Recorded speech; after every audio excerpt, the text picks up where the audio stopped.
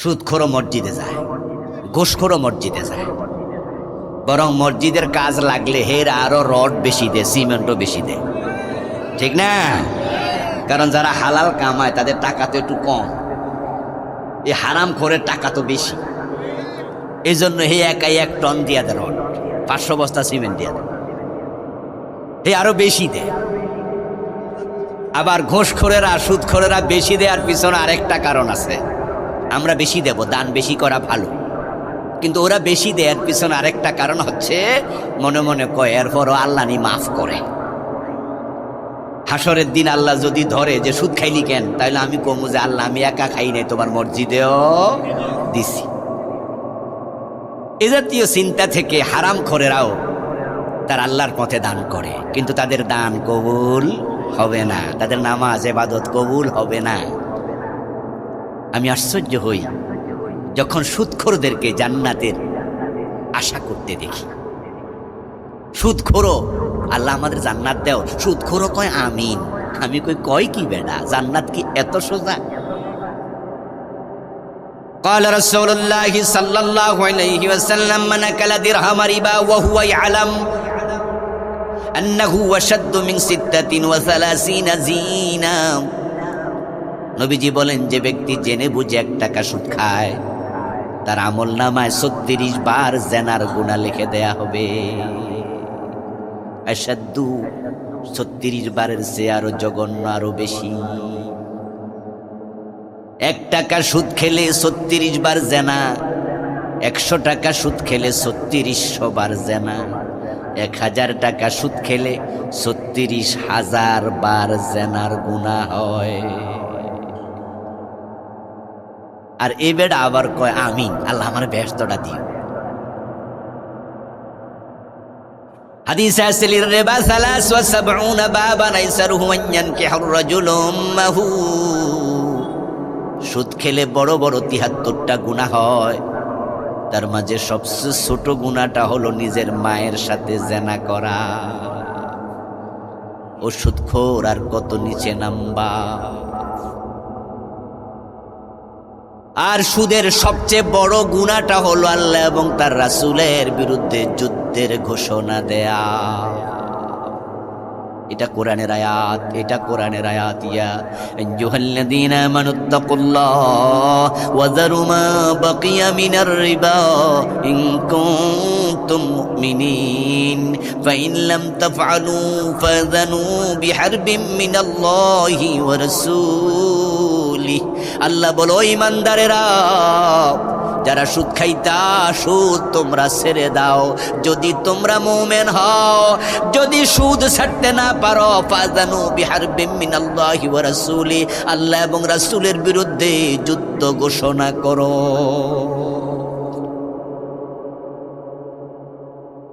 যারা হারাম খাচ্ছেন তারা আজকে থেমে যেতে হবে। আমি থামাতে এসেছি 5টি কাজ থেকে। একদিনের আলোচনা সব বলা যাবে না, কিছু কিছু বলতে এসেছি। সামান্য সামান্য শুনুন, সামান্য সামান্য মানুন। ছোট্ট ছোট্ট বালিকণা, বিন্দু বিন্দু জল গড়ে তোলে মহাদেশ সাগর অতল। আস্তে আস্তে শিখতে শিখতে অনেক এলেম হয়, আস্তে আস্তে মানতে মানতে অনেক আমল হয়। ছোট্ট ছোট্ট বৃষ্টির কণায় বন্যা হয়ে যায়, ছোট ছোট বালি কণায় পাহাড় তৈরি হয়ে যায়। কিন্তু যে শিখে না, যে মানে না, তার কিচ্ছু লাভ নাই ওয়াজে বসে থেকে। হারামের সাথে সম্পর্ক রাখা যাবে না। রাজি আছেন? নাই, আওয়াজ আসে না। হারামের সাথে সম্পর্ক রাখা যাবে? সুদ খাওয়া যাবে? সুদ দেয়া যাবে? সুদ লিখা যাবে? সুদের সাক্ষী হওয়া যাবে? 4টি সমান গুনাহ। লা'না রাসূলুল্লাহি সাল্লাল্লাহু আলাইহি ওয়াসাল্লাম আকালার রিবা ওয়া মুকিলাহু ওয়া শাহিদাইহি ওয়া কাতাবাহু ওয়া ক্বালাহুম সাওয়া। নবীজি সাল্লাল্লাহু আলাইহি ওয়াসাল্লাম 4 ব্যক্তিকে লানত করেছেন, বদদুয়া দিয়েছেন, গজবের কথা বলছেন, অভিসম্পাত করেছেন। 4 ব্যক্তি অপরাধে সমান। যে সুদ খায়, যে সুদ দেয়, যে সুদ লিখে এবং যে সুদের সাক্ষী থাকে। এই হাদিস দ্বারা বোঝা যায় সুদী ব্যাংকে চাকরি করা যাবে না। কারণ সুদ লিখা মানে সুদের হিসাব করা। আর নবীজি বলছে তোর উপর আল্লাহ লানত যদি তুই সুদ হিসাব করস। কোন সুদখোরের লেনদেনের মাঝে সাক্ষী হওয়া যাবে না। আপন জনদেরকে সাক্ষী বানাইয়া বিভিন্ন ব্যাংক থেকে, বিভিন্ন সংস্থা থেকে, বিভিন্ন রকমের অর্থনৈতিক প্রতিষ্ঠান থেকে সাক্ষী বানাইয়া সুদ আনে, এমন কাজে আপনি সাক্ষী হবেন, আপনার উপর আল্লাহর গজব। সাক্ষী হওয়া যাবে না। বাড়ি করার জন্য, গাড়ি করার জন্য, এই জন্য ও জন্য, ছেলে বিদেশ পাঠানোর জন্য, ব্যবসাটা একটু বড় করার জন্য সুদের টাকা এনে তারপর ব্যবসায় লাগায়, এমন লোকের উপর আল্লাহর গজব। নবীজি বলছে সুদ খাওয়া যেমন গুনাহ, সুদ দেওয়াও সমান গুনাহ। মানুষ ঠকাবেন না, হারাম খাবেন না। আমল কবুল হওয়া বন্ধ, লাভ নাই নামাজ পড়ে, কোনো লাভ নাই।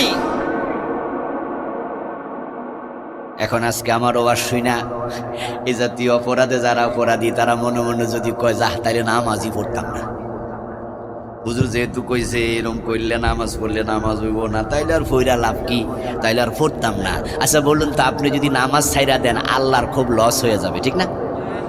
লসটা কার? কথা বলতে হবে তো, লসটা কার? আপনার। আপনার মতো লোক নামাজ ছাইলে আল্লাহর কি আসে যায়? আপনি রাগ দেখান কার লগে? আল্লাহর লগে। যে নামাজই পড়তাম না যেহেতু কবুল হয় না, তা আপনি নামাজ না পড়লে আল্লাহর কি ক্ষতি? আপনি কেডা? এই আপনি কোন ভিআইপি যে আপনি রাগ দেখাইতেছেন? পৃথিবীর বর্তমান সবচেয়ে ধনী মানুষকে ইলন মাস্ক। ওই ইলন মাস্ক কত হাজার কোটি, কত বিলিয়ন ট্রিলিয়ন ডলারের মালিক আমরা জানিও না। এই বেটা জীবনে আল্লাহর একটা সেজদা দিছে? কথা বলে না কেন লোকেরা? সেজদা দিছে তো আল্লাহর কোনো ক্ষতি হয়েছে? তা আমনে কোন কোটিপতি, আমনে না দিলে আল্লাহর ক্ষতি হবে? পৃথিবীর সবচেয়ে পাওয়ারফুল লোককে বর্তমান প্রেসিডেন্ট আমেরিকার ডোনাল্ড পাগলা ট্রাম্প। কি পাগলা না? Half mental. আল্লাহ এটারে পুরা পাগল বানাইয়া দাও, বলেন আমিন। পুরা পাগল হইলে কমপক্ষে আমেরিকার লোকেরা জুতা দিয়া বাইরে হেরে সরাবে, আর এই জালেমটা সরে গেলে বিশ্বের যুদ্ধটা বন্ধ হয়ে যাবে। জালেমটা এখন ইরানে যুদ্ধ লাগাইয়া পুরা মধ্যপ্রাচ্যকে শেষ করে দিতেছে, এই পাগলা ট্রাম্প।